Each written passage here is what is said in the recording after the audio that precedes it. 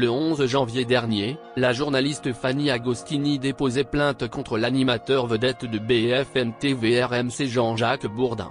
Alors, l'animateur avait été écarté de l'antenne. Vendredi 17 juin 2021, dans un communiqué, il a été annoncé en raison des événements intervenus et portés à la connaissance de la direction au cours de l'année 2022. La direction a décidé de mettre un terme au contrat de travail de monsieur Jean-Jacques Bourdin et ainsi cesser toute collaboration. Selon les informations du Parisien, suite à l'enquête interne lancée après la plainte, il n'y aurait eu aucun témoignage qui pouvait donner lieu à des poursuites pénales. Cependant, il a été indiqué que des éléments mettaient en avant des comportements et des réflexions inappropriées, qui rendaient impossible son retour à l'antenne. Comme l'a rapporté le Parisien, le limogeage de Jean-Jacques Bourdin n'a pas surpris. Le ressenti prédominant est l'indifférence. On se dit même a confié un journaliste. Un autre a fait savoir, tout le monde s'attendait à cette décision. Il s'agissait uniquement de trouver la manière de le faire sortir. Surtout qu'il est de notoriété publique qu'il s'apprêtait à faire sa dernière saison sur les chaînes du groupe, affaire ou non.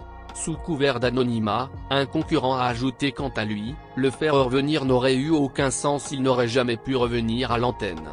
Même si les invités venaient, il aurait trop souvent été ramené à cette plainte, ça n'aurait été tenable ni pour lui, ni pour la chaîne. Et honnêtement, vous l'imaginez parler des accusations de viol à l'encontre de Damien Abad ou Gérald Darmanin, il aurait eu tout le monde sur le dos. Vendredi 17 juin 2022, sur Twitter, Jean-Jacques Bourdin s'est réjoui de ne plus travailler pour les chaînes qui ont fait de lui une star. 21 ans de succès sur RMC, BFM TV, RMC Découverte. Nous nous séparons, je suis tellement heureux d'être libéré, je repars pour de nouvelles aventures et je n'oublierai jamais celles et ceux qui m'ont accompagné. Vive le journalisme libre et indépendant, a-t-il écrit. De son côté, sa femme, Anne Niva, a partagé sur Twitter, « Quel bonheur !» Enfin. Dans un second tweet, elle a ajouté, « En ce beau mois de juin, enfin des bonnes nouvelles.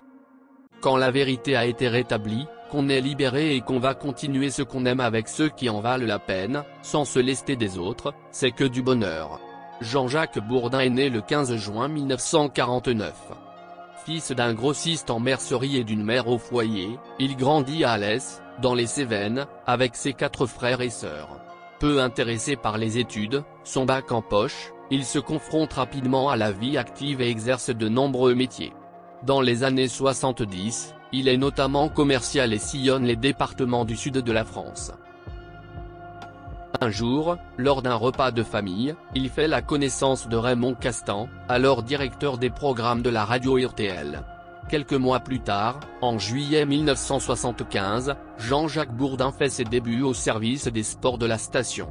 Sa culture sportive fait mouche, et il fait ses armes comme journaliste sportif pendant plusieurs années.